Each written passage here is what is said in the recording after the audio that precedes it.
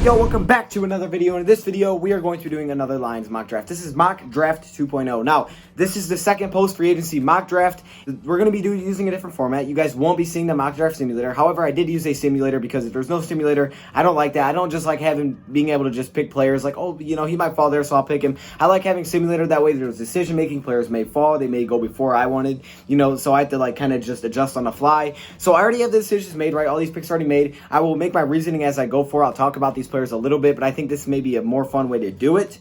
So if you guys enjoyed this, make sure you guys let me know in the comments below and we can do more of them like this. But yes, this is Lions mock draft 2.0, last one. Some mixed results. I don't know how much you guys really liked it. Some people liked it, some people didn't like it. They felt like, you know, they want Isaiah Simmons, other moves to happen. Well, in this one, I think you guys are in for a treat. This one's pretty exciting. Definitely different. I'm trying to mix things up, get different players in here, and I think this is a really good one. There's definitely some tough decisions that I will tell you about, and there's some players that went some places I was just like, oh snap, so it like changed what I could do. So let's just hop into this thing, okay? We're just gonna go into it. You guys will see what happens. So with the Lions pick, the third pick in the draft, the Detroit Lions select nobody. They traded. Yeah, okay, I'm sorry. I had to do that. The Lions traded with the Miami Dolphins, as you guys can see. The Dolphins acquired the third pick in the draft, and the Lions acquire 5 and 26. Okay, so Lions acquire an extra pick. They move back to 5, and they acquire number 26. So an extra first-round pick to add some more talent, which they need this offseason. All right, let's see what happens now. So the Lions are going to go now to the 5th pick. The Dolphins trade up, they get Tua. He goes number 3. Now, here I'm sitting at 5, and I'm trying to see what happens, right? I'm trying to see what are the Giants going to do. Okudah and Simmons are on the board. I like both. I would rather have Simmons, so I'm waiting. I'm like, okay, please take Okudah, Giants. Please take Okudah, Giants. Here's what we had to do at number 5. We had to take Jeffrey Okudah. That's right. Now, I'm sorry for the picture here. His quality is off. I don't know what camera someone was using for this. My dude looks really bad in this picture, but that's cool. You know what? It's all right. I was trying to make it like professional, you know, like their normal picture, but this picture did not come out beautiful. I'm sorry about that. Sorry about that, Jeff Okudah. It looks, you know, it's all right. You look fine. You're just a little blurry. Obviously, that logo is disgusting, but other than that, it's all good. Anyways, we had to select Jeff Okudah at number 5. That's because Isaiah Simmons went number 4. I wanted to select Isaiah. I really did. But he fell, but he went number 4. So at number 5, I was like, all right, we'll take Jeffrey Okudah. We're added to that cornerback group, you know. But we did also acquire 26. Last time we just took Okudah at 3 because I didn't do the trade back. This time I wanted to add that in. And yes, since Simmons went at number 4, I went with Okudah at number 5. So now we also have 26, and that is our next pick in the draft. And at number 10 and 26, the Detroit Lions select Jonathan Taylor, running back out of Wisconsin. Okay, now this one was kind of hard for me to do, but not really, because I put the thing out in the community and some people voted on that and they're probably like, oh, what is this for? That's exactly what this is for. Now, the problem here was there was a lot of players that I like at 26. There's so many players I like, and I put Taylor, Dobbins, or safety, and you guys were probably like, why would he do that? Or McKinney. I think I put McKinney. The problem was some of the defensive linemen and edge rushers that I was potentially looking at, they went. That guy is Yetur Gross-Matos specifically. He went before my pick. I don't even actually remember where he went, but he went before my pick, and I was kind of shocked by that. Now, there was the option for me to obviously go get interior defensive lineman. I didn't do that here. You guys will see why later. I also, you know, AJ Epinesa was there. Very interesting. I was very tempted to take Epinesa, but I did go with Taylor at the end of the day. I thought, you know what? The Lions got Big V. We got a run-blocking offensive lineman. Let's take pressure off of Stafford, you know, because I think you think about offensive linemen, but if we can run the football, it takes a lot of pressure off. And I would just love to see a guy like Taylor with this running back group just to mix in. And I also thought, I don't think this means we have to move Kerryon. Now, maybe we move like someone else out of the mix. I don't know. But I think this could mean we could keep Kerryon Johnson. And if we take less attempts to Kerryon, if we give him less attempts, he may be able to stay healthy. And, you know, this could be a guy that complement him. And Jonathan Taylor may be listed as number 1, but they would kind of, you know, rotate there. And that would also take less tread off of the Wisconsin running back, Jonathan Taylor, who had a lot in college. You guys ultimately voted for Jonathan Taylor over J.K. Dobbins. And really, it was between him, J.K. Dobbins, Xavier McKinney, and it was also between, who's the other guy I was trying, AJ Epinesa. But at the end of it, I decided to go with Jonathan Taylor, and based on your guys' votes on the 3. I mean, Epinesa was interesting. I would have no problem taking him, but with the Lions defense, and he's more of a defensive lineman, I thought I'd, you know, maybe prioritize linebackers over going a guy that's necessarily just always on the line. However, Epinesa could definitely help. Like I said before, I think we can find a place for very good players, but I did go with Jonathan Taylor. So, at 26, Lions select Jonathan Taylor. The next pick comes in the second round, and at number 35, Detroit Lions select Zack Baun, the edge rusher out of Wisconsin. Yes, another Wisconsin player. I hope this is the right picture. It looks kind of old. I'm pretty sure this is the right picture here. You know, I was making sure these were the right guys because one time I selected a player. I'm not going to tell you who it was, but, you know, I got the picture and I was like, yep, that's 100% not right. I had to double check. It was not right. Now, this is Zack Baun, the edge rusher out of Wisconsin. So, again, I went with linebacker edge over defensive line here.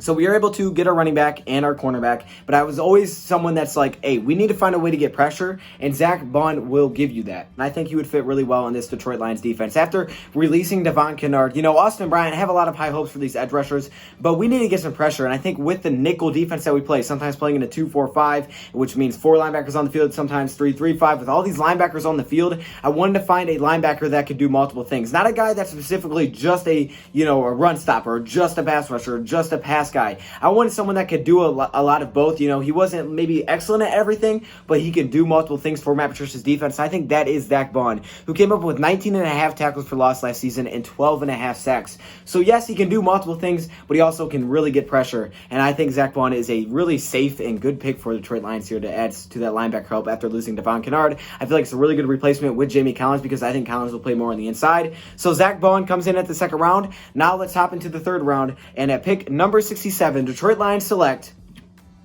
Jeremy Chinn. Okay, now I do got to give a shout out. I think it's BBYPSI. He actually gave me this one. He's like, hey, you got to look at Jeremy Chinn. And I was like, all right, I'll look at Jeremy Chinn. I'll do it. I looked at Jeremy Chinn.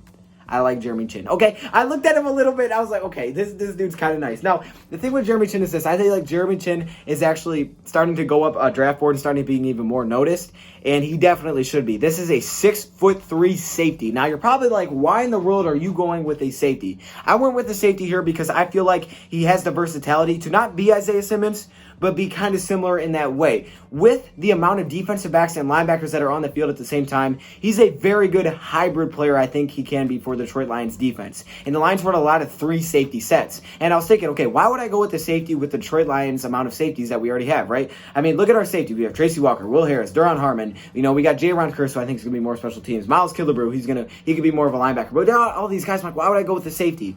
But the thing with Jeremy Chinn is that he can do multiple things. He is not only just a guy that can help up and run support, he is an absolute ball hawk in the back end. Not right place, right time. He's go up and get it type of talent, all right? I think he had 4 interceptions last season. Jeremy Chinn is a very good player. And at 6'3", I think this is a guy that has that versatility to move around, fit in Patricia's defense very, very well. And I think, just hear me out for a second. Duron Harmon, who's a veteran, who's going to, probably mix some snaps in. Tracy Walker, Jeremy Chinn, Will Harris. That's looking kind of nice if you ask me. That rotation's going to be really good, and you always need to have a couple of extra guys. So Jeremy Chinn is our third-round pick, and, kind of like an off-brand. You could say Isaiah Simmons, maybe not. I don't know. But he does have that size, so he can help cover tight ends, stuff like that. I really like this pick here. So shout out to you for that idea. And that's what I decided to do here in the third round. So now let's move on to our next third-round pick because we did acquire one of those in the trade for Darius Slayton. At number 85, the Lions select Netane Muti, the offensive lineman from Fresno State. Now, there was some concerns with Netane, and that was the problem here. I usually go with Tyler Biadasz, Ben Bredesen, Logan Stenberg, some of these healthy players. The thing with Netane Muti is I think he's the best offensive lineman out of all of them. The problem that is very easy here is that he's always injured. I mean, he's got the injuries, right? Not always injured, but 2 injuries. Now, the thing is, they're not both the same, which is good in my eyes. In my eyes, if they're the same injuries, that's not good because that means it's coming back. One was an Achilles tear, and that was his first one, and that's where I was already nervous. I was like, okay, I don't know about this one.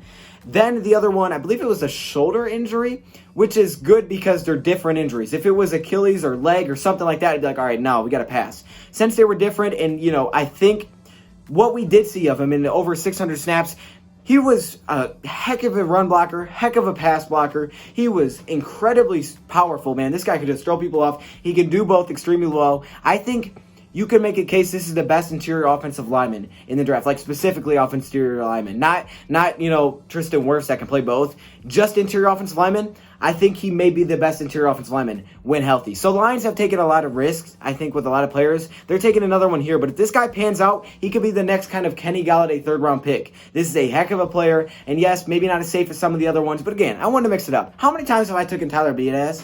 So many. So I'm like, you know what? Let's go Netane Muti. And he's our third-round pick. In worst case, we have a lot of depth there. So hopefully those guys can slide in. Now, let's move to the fourth round. And in the fourth round, at number 109, the Detroit Lions select Jordan Elliott. Okay, now Jordan Elliott here looks like he's in high school. He's a guy I picked before. And Jordan Elliott, to me, on at least for the mock draft simulator, is falling way too far because this is a heck of a player for a 4th round pick. Jordan Elliott last season was the top interior defensive lineman in the FBS. In the FBS, he was the top graded interior defensive lineman. The top interior defensive lineman. What? Are you kidding? And he's falling in the 4th round. Now you may be asking, why is that? Last year, some people look at him as a one-year wonder because he started flying up draft boards.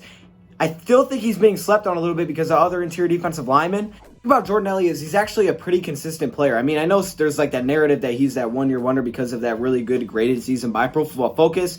But really, in 2018 and 2019 with Missouri, he was a very consistent player statistically, and he was able to put up very consistent numbers. So I feel like he was a very solid player for Missouri. And if he falls this far, Jordan Elliott doesn't concern me as much because it was last year that was so great. And he may be just starting to figure it out. And I think this late, this isn't really much even a chance. You're adding defensive lineman depth, to Nick Williams, to Danny Shelton. You're adding Jordan Elliott, who I think is top 3 round potential, especially after last season.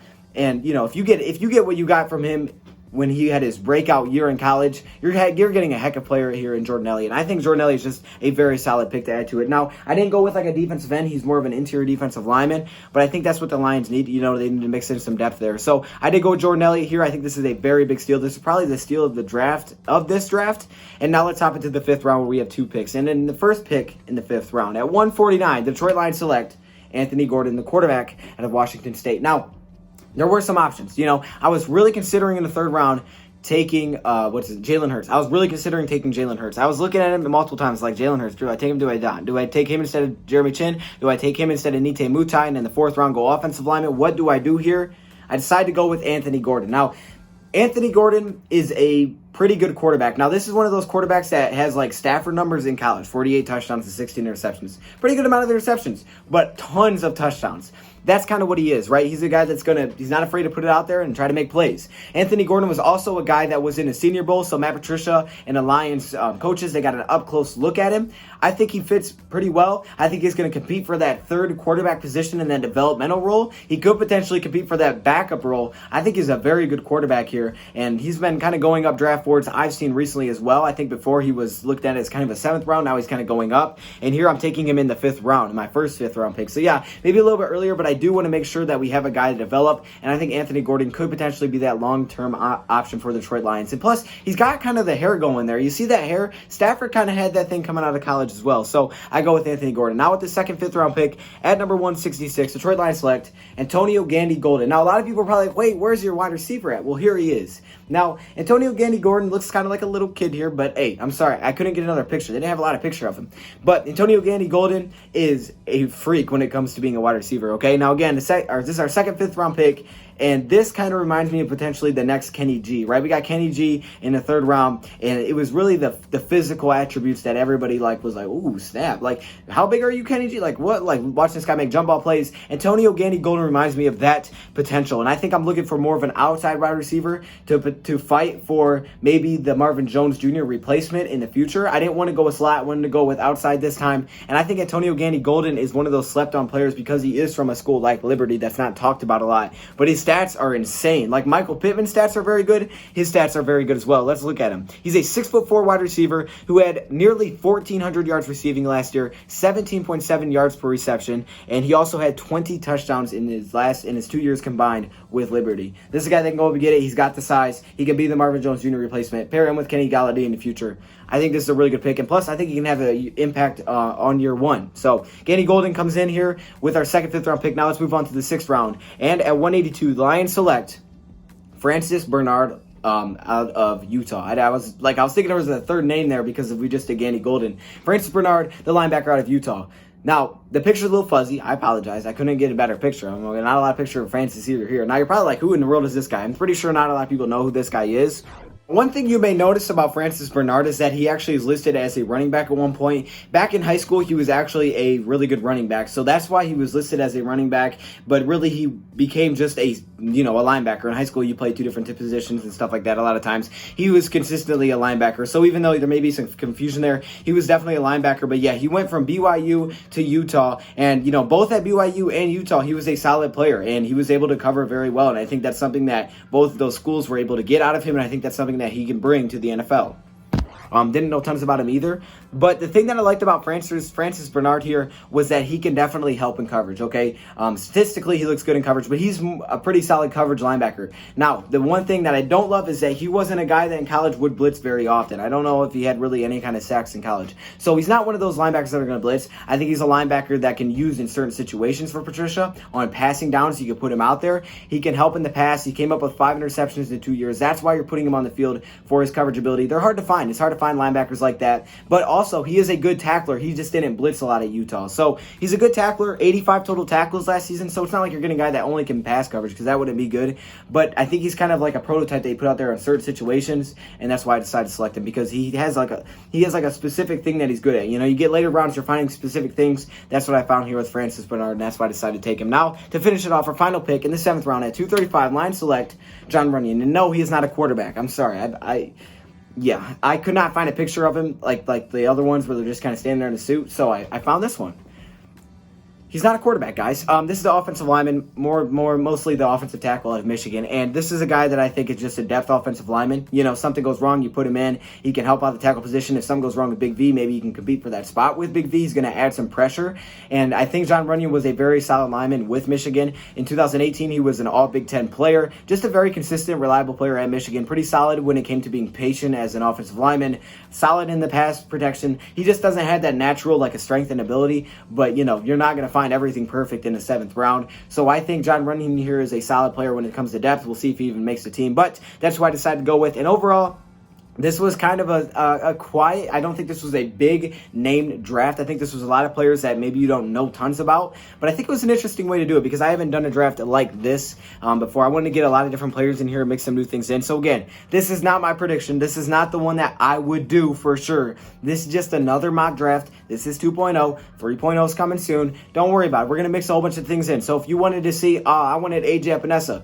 Well, maybe AJ Epinesa will be the next pick. I wanted Isaiah Simmons. Maybe Isaiah Simmons will be next. I thought Chase Young was going to fall. Maybe Chase Young will be next. I don't know. There's going to be a lot of different things. There's a lot of different options. We're going to have some fun with it. But this time, this is the mock draft. And if you guys like this format, more specifically, let me know, because then I could do this for next time. Anyways, thank you for watching, and I'm out.